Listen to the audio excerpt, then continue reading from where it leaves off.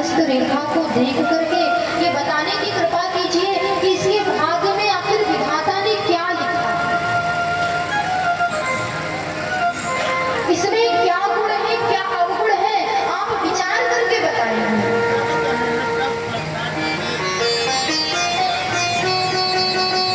माता पिता के कहने पर नारद जी पार्वती जी की हस्त रेखा को देखते हैं तो नारद जी ने पार्वती जी की हस्त रेखा को देख करके माता पिता को बताया कि हे नगराज, आपकी जो पुत्री है वो तो सर्वगुण संपन्न है, बड़ी भाग्यशाली आपकी पुत्री है, सौभाग्यवती रहेगी, इसका जो सुहाग रहेगा वो अजर और अमर होगा, कोई सुहाग को इसके मिटा नहीं सकता। अत्यंत भाग्यशाली सौभाग्यशाली आपकी पुत्री है, सर्वगुण संपन्न भी है और इसके द्वारा आपकी कीर्ति पताका भी सारे संसार में फहराएगी। तो ये तो गुण है, लेकिन अब कुछ अवगुण भी मैं आपको निवेदन करूं। अवगुण क्या है? गुणों के बारे में तो नारद जी ने बताया, लेकिन कुछ अवगुण है। वो अवगुण क्या है?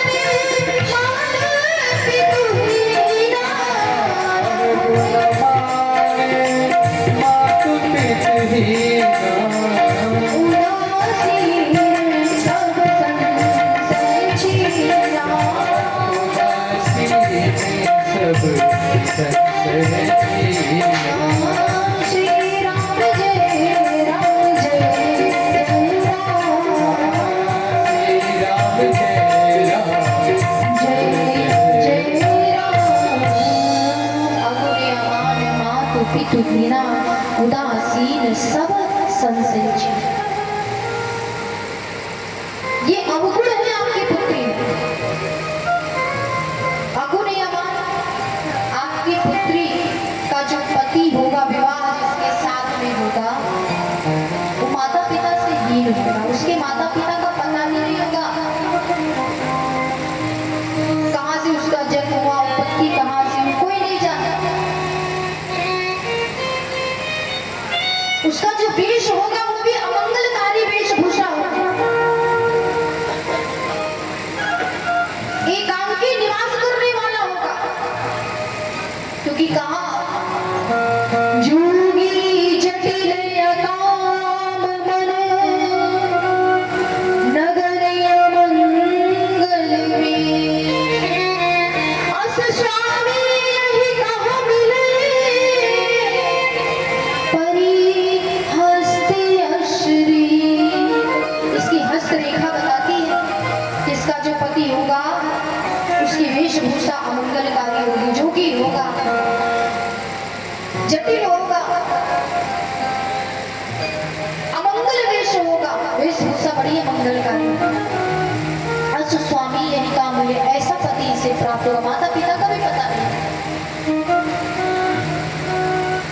जो शरीर पर वस्त्र धारण नहीं करेगा। अब वस्त्र धारण ना करने का मतलब ऐसा नहीं है कि भगवान शिव बिल्कुल नंगे ढंग रहते, नहीं। कुछ वक्ता ऐसा भी कहते कि भगवान शिव तो वस्त्र ही नहीं धारण करते। सत्य है कि वस्त्र तो नहीं धारण करते, लेकिन बिल्कुल नग्न भी नहीं रहते। वस्त्र के स्थान पर भगवान शिव सदैव बागंबर लपेटे रहते हैं, बागंबर ही उनका वस्त्र है, ऐसा उनका स्वरूप है। ये सुनते ही सुंदर, इतनी रूपवान, सर्वगुण संपन्न और पति ऐसा प्राप्त होगा, बड़े दुखी हो गए। अब दुखी माता पिता को देख करके नारद जी ने समझाते हुए कहा कि आप लोग इस प्रकार से दुखी मत होइए। ये जो अवगुण मैंने बताए हैं, ये अवगुण तो भगवान शिव में भी है। यदि भगवान शिव से आपकी पुत्री पार्वती का विवाह हो जाए तो आपकी पुत्री का जो अवगुण है वो भी दूर में ही बदल जाएगा। लेकिन भगवान शिव तो दुराराध्य हैं, वो तो ऐसे सबको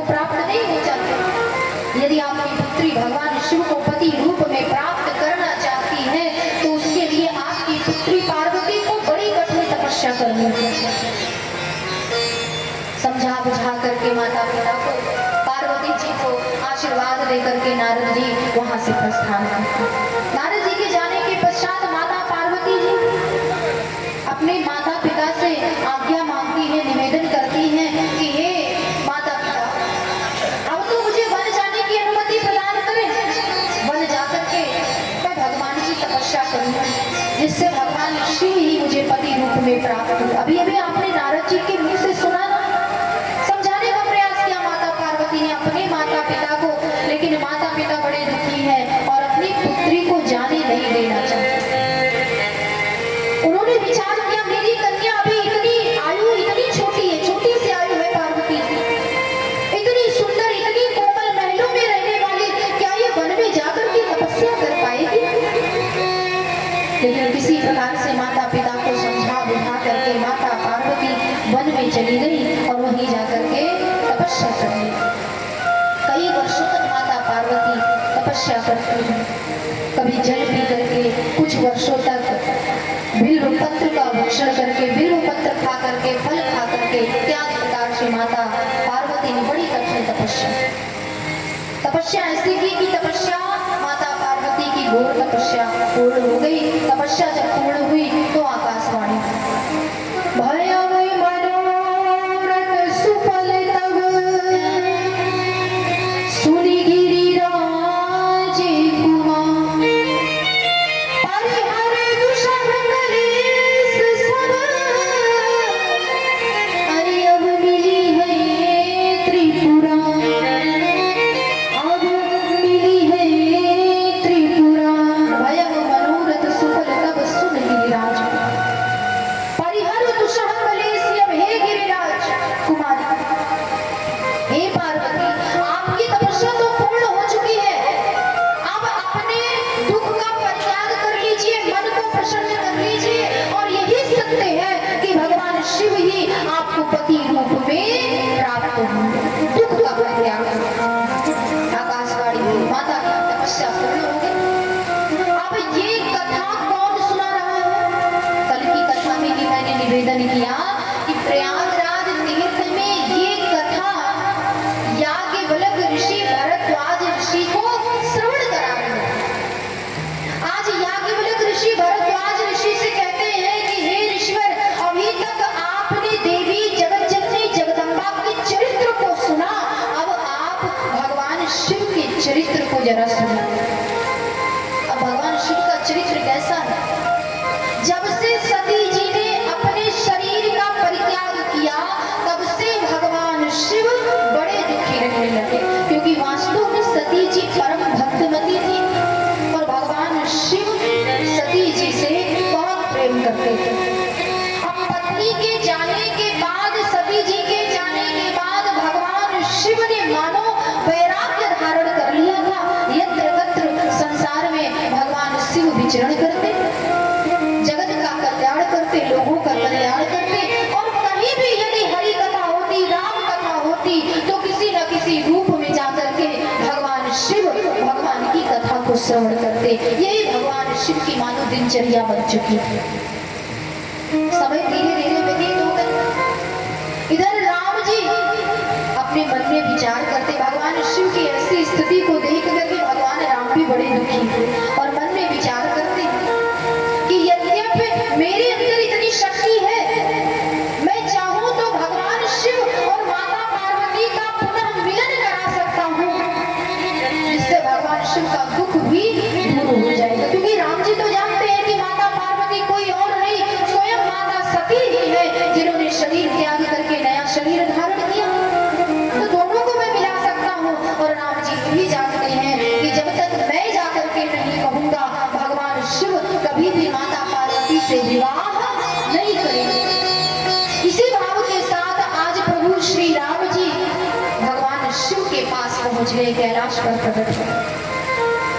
आज राम जी की करुणा देखिए, कृपा देखिए, अपने लिए नहीं गए हैं, अपने भक्त भगवान शिव के कल्याण के लिए राम जी भगवान शिव के पास में पहुंचे हैं। आज याचना करने के लिए पहुंचे हैं। झोली पसार करके भगवान शिव से राम जी कहते हैं कि हे देवादिदेव महादेव, अविविदिति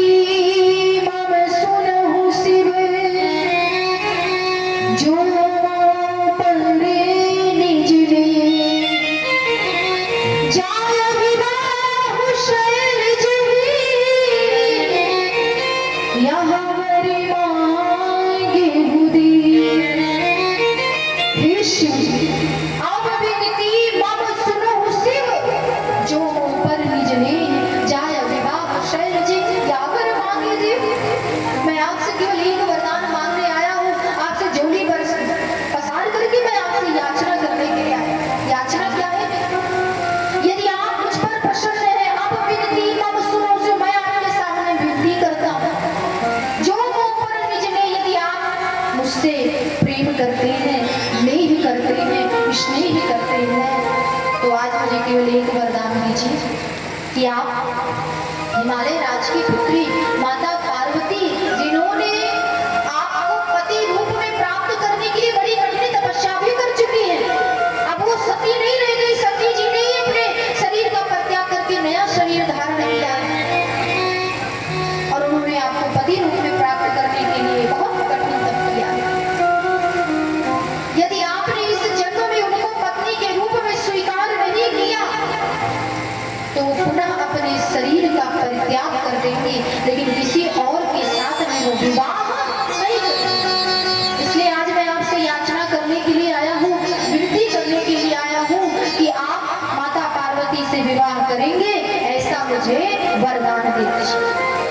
आज अपने भक्त भगवान शिव के कल्याण के लिए राम जी याचना करने के लिए चले, क्योंकि राम जी को मांगने की आदत है, लेकिन सबसे नहीं, केवल अपने निष्काम भक्तों से राम जी मांगते हैं। और शिव जी तो भगवान के निष्काम भक्त हैं, इसलिए अपने भक्त राम जी के कल्याण के लिए भगवान शिव से राम जी याचना कर रहे हैं। शिव जी के कल्याण के लिए भगवान शिव, भले ही राम जी याचना कर रहे हैं, लेकिन भगवान भोलेनाथ उसे राम जी की आज्ञा मान करके सिरोधार्य करते हैं कि प्रभु यदि आपकी यही इच्छा है, यही आज्ञा है, तो मैं आपकी आज्ञा का उल्लंघन नहीं कर सकता। जैसे आपकी इच्छा में वैसा ही करूं। भगवान शिव ने विवाह के लिए राम जी से कह दिया, प्रभु अगर आप नहीं चाहते तो मैं यही करूंगा। भगवान राम को संतुष्ट करके, उनकी आज्ञा मान करके भगवान शिव ने मन में विचार कर लिया कि जब मेरे प्रभु की यही इच्छा है तो मैं विवाह अवश्य करूंगा। राम जी भगवान शिव से याचना करके वहां से अंतर ध्यान हो गए। इधर राम जी गए, उधर सप्त ऋषियों का आगमन हो गया। सप्त ऋषिगण पहुंचे, तुरंत भगवान शिव ने सप्त ऋषियों को आज्ञा दी कि हे सप्त ऋषिगण, इसी क्षण जाइए और जाकर के पार्वती के प्रेम की परीक्षा लेकर के वास्तव में वो मुझसे प्रेम करती भी है या किसी और से प्रेम करती है, विवाह मुझसे हो जाए तो अच्छी बात नहीं है। जाकर के उनके प्रेम की परीक्षा लेकर के सप्त ऋषियों ने उसी क्षण भगवान शिव की आज्ञा का पालन किया। पहुंच गए माता पार्वती के पास। माता पार्वती के पास पहुंच करके आज सप्त ऋषिगण जगत जननी जगदम्बा की परीक्षा लेने के लिए पहुंचे हैं। और परीक्षा कैसे लेते हैं ये सप्त ऋषि? आज ये सप्त ऋषिगण पूछते हैं कि देवी सत्य सत्य बताना, आपने इतनी कठिन तपस्या किस कारण की? मर्म की बात, रहस्य की बात हमसे सत्य बताना। लेकिन फिर भी माता सती कोई उत्तर नहीं देती। बार बार कई बार सप्त ऋषियों ने पूछा कि सत्य बताना, किस कारण आपने इतनी कठिन तपस्या की? बार बार पूछने पर माता पार्वती सप्त ऋषियों से कहती है कि मैं तो भगवान शिव को, यदि आप सत्य जानना चाहते हैं, मर्म की बात जानना ही चाहते हैं, तो सुनिए, मैं सदा भगवान शिव को अपना पति बनाना चाहती हूँ, उनको पति के रूप में प्राप्त करना चाहती हूँ, और इसीलिए मैंने इतनी कठिन तपस्या की। ये सुनते ही सप्त ऋषिगण बड़ी जोर से एक साथ सातों के सातों ऋषिगण ठहाका लगा करके बड़ी जोर जोर से हंसने लगे, मानो पार्वती जी का उपहास करते। लेकिन फिर भी इतनी जोर से ये सातों ऋषिगण एक साथ माता पार्वती के सामने में हंस रहे हैं, लेकिन उनकी हंसी का भी पार्वती जी के ऊपर कोई प्रभाव नहीं पड़ा। वो बस शांति से खड़ी है, मंद मंद मुस्कुरा रही है। सप्त ऋषियों ने कहा, देवी इसके कहने पर आपने इतनी कठिन तपस्या की, किसने आपसे कह दिया कि भगवान शिव को पति रूप में प्राप्त करने के लिए आप जाकर के तपस्या करें? आपको मालूम भी है कि भगवान शिव एकांकी निवास करते हैं, अकेले रहने वाले, ना माता का पता, ना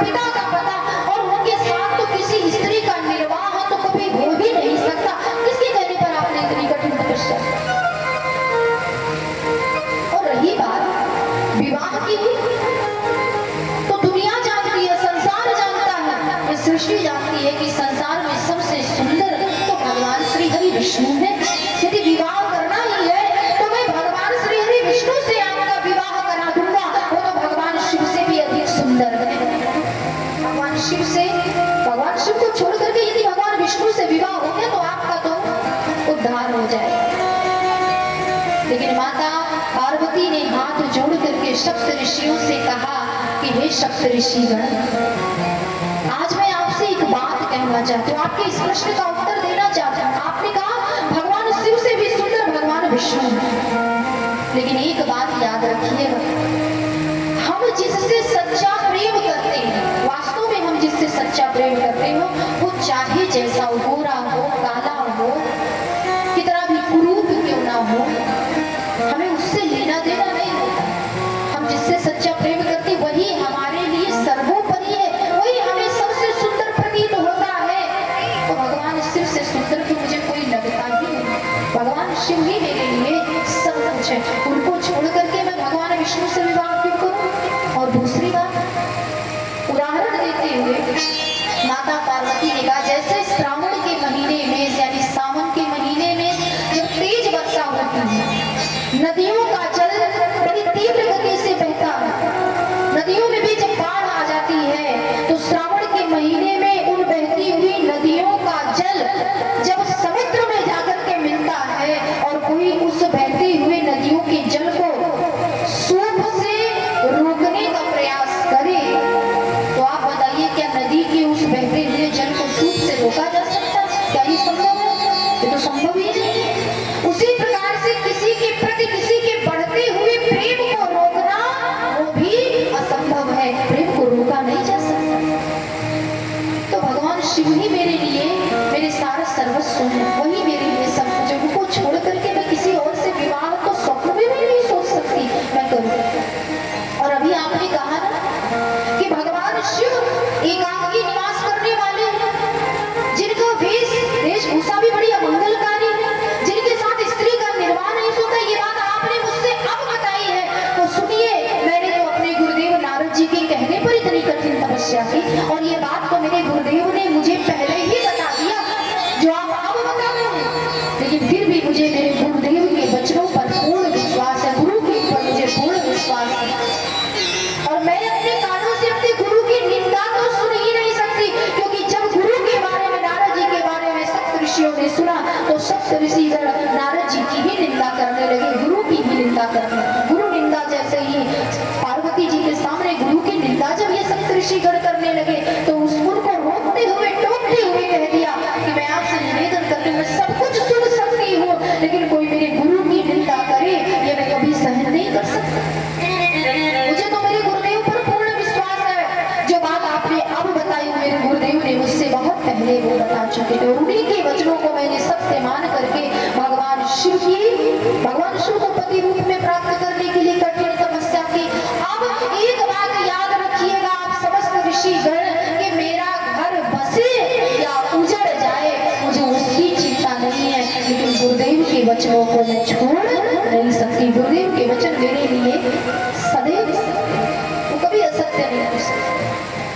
पिता की निंदा किए, गुरु की निंदा किए, लेकिन फिर भी पार्वती जी के ऊपर उसका कोई प्रभाव नहीं पड़ा। वास्तव में एक बात याद रखिएगा, आज पार्वती जी के चरित्र से हम समस्त लोगों को ये शिक्षा लेने की आवश्यकता है, जीवन में कभी भी अपने गुरु की निंदा अपने मुख से नहीं करनी चाहिए। ना तो गुरु की निंदा अपने मुख से करें और ना कभी गुरु की निंदा को कानों से सुनना चाहिए। यदि कोई करता भी है तो आप वहां से हट जाइए, अगर शक्ति है तो उसे रोकिए, और अगर नहीं है तो वहां से चले जाइए, लेकिन अपने कान से कभी गुरु की निंदा नहीं करना। तो जीवन में एक बार गुरु अवश्य बनाना चाहिए। जब तक हमने गुरु नहीं बनाया हमारा शरीर शुद्ध नहीं होता। वैष्णव सबको बनना चाहिए, हमें मुक्ति नहीं मिल सकती।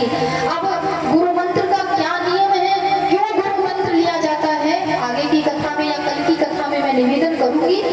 आइए हम सभी लोग भाव से, श्रद्धा से अपने अपने गुरुदेव का ध्यान करते हुए आगे की चर्चा सभी लोग श्रवण करेंगे। प्रेम से बोलिए श्री गुरुदेव भगवान की जय।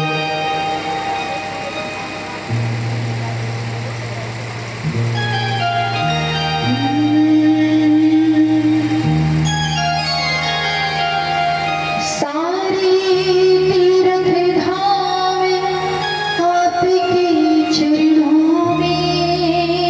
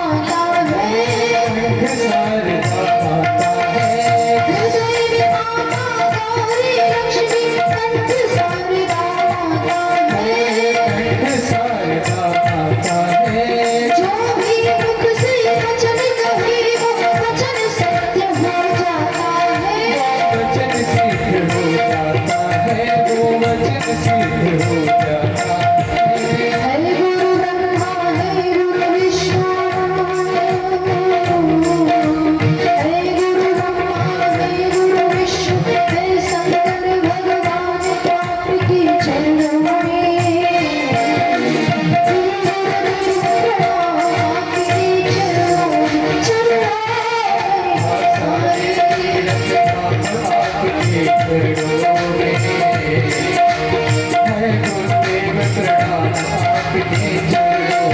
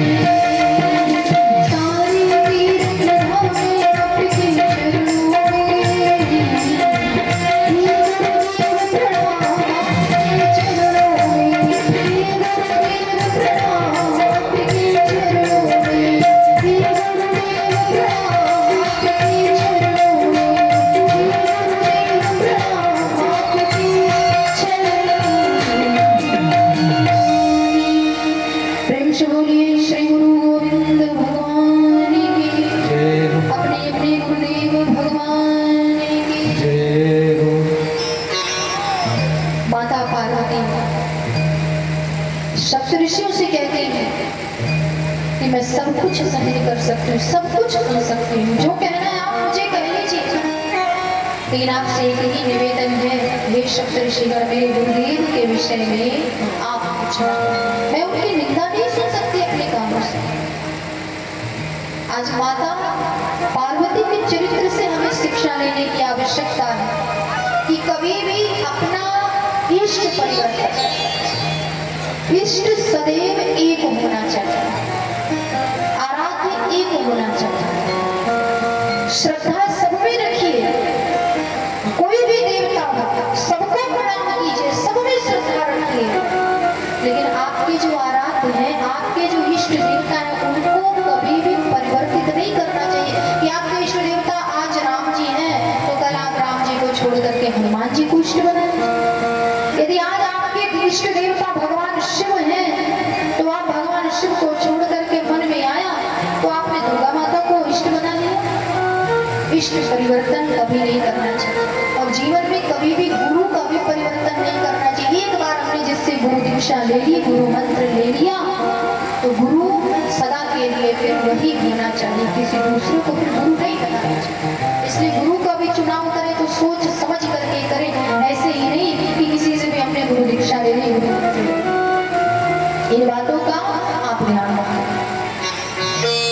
इधर सप्त ऋषिगण जो माता पार्वती की परीक्षा लेने के लिए आए हुए थे, सप्त ऋषियों ने बहुत प्रकार से पार्वती जी की परीक्षा ली, उनके प्रेम को परखने का प्रयास किया, गुरु निंदा की, पिता की निंदा किए, हर प्रकार से परीक्षा ली, फिर भी पार्वती जी परीक्षा में सफल हो गए, अडिग है। उनके प्रेम को ये सप्त ऋषिगण विचलित ही नहीं कर पाए। जैसे पार्वती जी के पिता नगराज अडिग हैं, कोई उनको विचलित नहीं कर सकता, वैसे पार्वती जी को भी कोई विचलित नहीं कर सकता। भगवान शिव के प्रति उनके हृदय में जो प्रेम है वो प्रेम अगाध प्रेम है, अपार प्रेम है। उस प्रेम को कोई परख नहीं सकता, कोई प्रेम को उसे कम नहीं कर सकता। आज जो सप्त ऋषिगण माता पार्वती की परीक्षा लेने के लिए आए थे, वही सप्त ऋषिगण माता पार्वती के चरणों में बारंबार प्रणाम निवेदन करते हुए, जगत जननी जगदम्बा की जय जयकार करते हुए भगवान शिव के पास पहुंच गए। सारा वृत्तांत, सारा समाचार भगवान शिव को सप्त ऋषि ने सुना दिया, पार्वती जी के बारे में सब कुछ बताया। भगवान शिव सुन करके बड़े आनंदित हुए, बड़े प्रसन्न हुए। लेकिन जैसा कि मैंने निवेदन किया था कि भगवान शिव का स्वभाव कैसा है कि वो अधिक समय तक संसार के विषय में नहीं सोचते। पार्वती जी के विषय में सुना, सुन करके वो बात वहीं पर छोड़ करके पुनः भगवान शिव राम राम राम राम का उच्चारण करने लगे और राम राम राम का उच्चारण करते करते फिर एक बार भगवान शिव की समाधि लगी और फिर समाधि लगी। जब इधर समाधि लगी, इधर भगवान शिव तो समाधि में लीन हो गए और उधर तारकासुर नाम का एक बड़ा भयंकर, बड़ा दुष्ट राक्षस उत्पन्न हो गया। अब वो राक्षस उत्पात मचाए हुए समस्त देवताओं पर अत्याचार करने लगा। समस्त देवताओं और देवलोक, समस्त दिक्पालों पर उसने विजय प्राप्त कर ली। सारे देवता बड़े दुखी, बड़े भय, सारे के सारे देवता उस राक्षस से दुखी होकर के सृष्टि के रचयिता ब्रह्मा जी के पास गए, अपना दुखड़ा सुनाने लगे, अपने दुख का निवेदन किया कि हे ब्रह्मा जी, हमें कैसे इस तारकासुर नामक के राक्षस से मुक्ति मिलेगी। ब्रह्मा जी ने कहा देवताओं से कि इसको तो कोई नहीं मार सकता, हम भी इसका कुछ नहीं बिगाड़ सकते, स्वयं भगवान श्री हरि विष्णु भी इसका कुछ बिगाड़ नहीं सकते। अगर इसकी मृत्यु संभव है तो एकमात्र भगवान शिव के पुत्र से ही इसकी मृत्यु हो सकती है। ऐसे नहीं करें, और वो भी कैसे पुत्र से? ऐसे हमने किसी को अपना पुत्र मान लिया, उस पुत्र से नहीं, गोद लिए हुए पुत्र से नहीं। अगर इसकी मृत्यु होगी तो वो तो भगवान शिव के औरस पुत्र, यानी जो भगवान शिव का सगा पुत्र होगा, अपना बेटा होगा, अपने अंश से, उसी से इसकी मृत्यु संभव है। तारकासुर अपने आप को बड़ा चालाक समझता था। उसने तपस्या की और तपस्या जब पूर्ण हुई तो उसने वरदान मांगा कि मैं किसी से न मर, कोई देवता मुझे न मार पाए, ना भगवान शिव, ना भगवान विष्णु और ना ब्रह्मा जी, किसी से मेरी मृत्यु ना।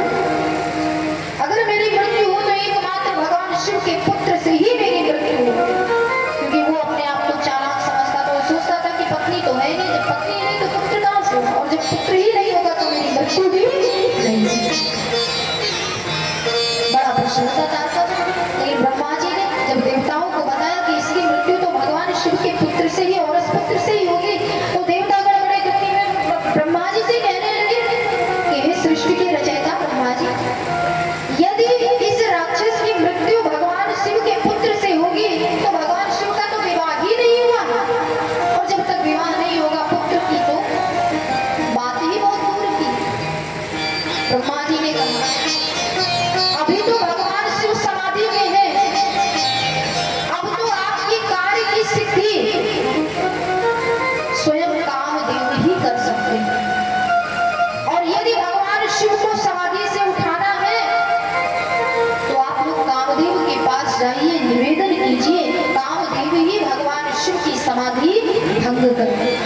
और जब भगवान शिव समाधि से उठेंगे उसी समय हम समस्त देवतागण जाकर के भगवान शिव के विवाह के लिए उनसे निवेदन करेंगे। देवताओं ने ब्रह्मा जी की आज्ञा का पालन किया। सारे देवता कामदेव के पास में पहुंचे, अपना दुख कामदेव को निवेदन किया।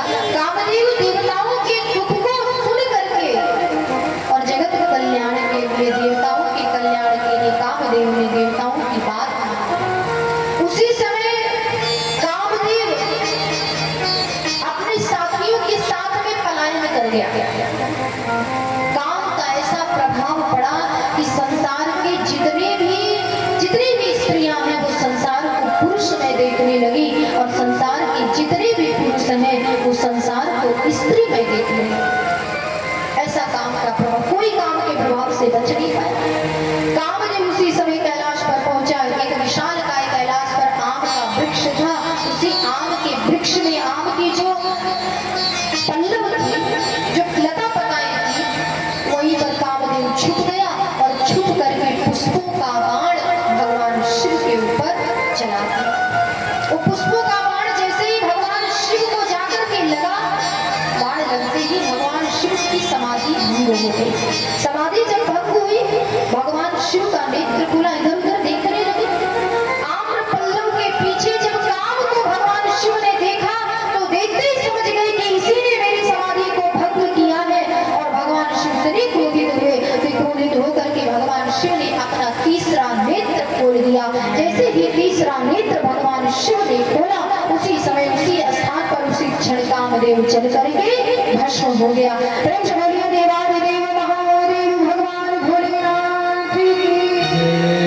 अब काम तो जल करके भस्म हो गया।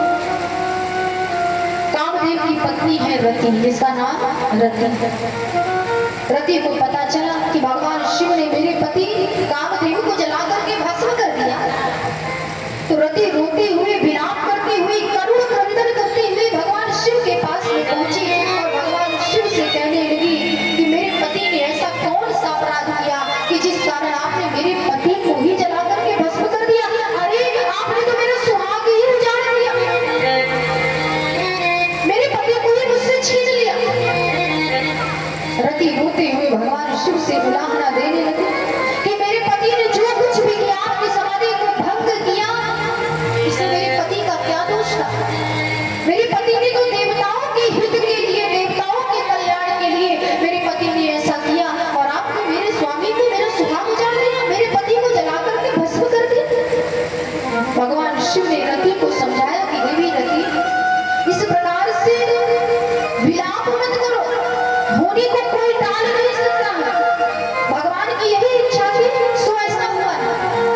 आज मैं तुम्हें वचन देता हूँ, तुम्हारे पति का शरीर भले ही नष्ट हुआ है, लेकिन मैं तुम्हें वरदान देता हूँ, आज से तुम्हारा पति कामदेव तुम्हारे साथ में ही रहेगा, अनंग राम रहेगा।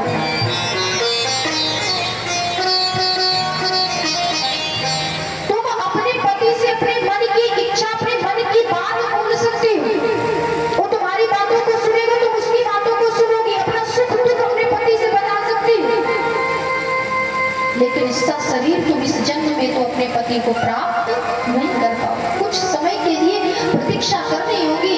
हाँ, शरीर तुम अपने पति को द्वापर युग में प्राप्त कर पाओगी। द्वापर युग में जब भगवान श्री कृष्ण का अवतार होगा तो तुम्हारा पति कामदेव भगवान श्री कृष्ण के पुत्र के रूप में पुनः शरीर धारण करेगा, जिसका नाम होगा कुटुंब। और उस समय जब तुम्हारा विवाह तुम्हारे उस पति के साथ होगा, भगवान श्री कृष्ण के पुत्र के साथ, अर्थात तब तुम अपने पति को पुनः शरीर प्राप्त कर पाओ। इस जन्म में अब ये संभव नहीं। रति को समझा बुझा करके भगवान शिव ने विदा किया। उसी समय देवता सुंदर उचित समय देख करके ब्रह्मा जी समस्त देवताओं की ओर से निवेदन करते हैं भगवान शिव से कि हे देवादिदेव महादेव भगवान शिव, हम समस्त देवताओं की यही इच्छा है कि हम अपने नेत्रों के सामने आपका सुंदर मांगलिक विवाह होते हुए देखना चाहते हैं, विवाह का दर्शन करना चाहते हैं। देवताओं की प्रार्थना और भगवान श्री राम जी की इच्छा को समझ करके कि मेरे प्रभु की भी इच्छा है, मेरे आराध्य देव राम जी की भी यही इच्छा है और देवताओं की भी यही इच्छा है, इसलिए भगवान शिव ने भी विवाह के लिए एवं मस्त कर दिया। प्रेम से बोलिए भगवान भोलेनाथ की जय हो, प्रेम से बोलिए मैया पार्वती की जय हो। अब जैसे ही भगवान शिव ने विवाह के लिए हाँ किया, देवताओं ने नगाड़े, देवताओं गण नगाड़े बजाने लगे, कैलाश पर्वत पर दुदुम्बी बजने लगी, चारों ओर हर हर महादेव से सारा कैलाश पर्वत गूंज उठा। सज्जनों, आज भगवान शिव का देखिए विवाह होने जा रहा है। एक बार सभी लोग भगवान शिव के नाम का जयकारा लगाएंगे और तत्पश्चात आगे की चर्चा मैं निवेदन करूंगी। प्रेम से बोलिए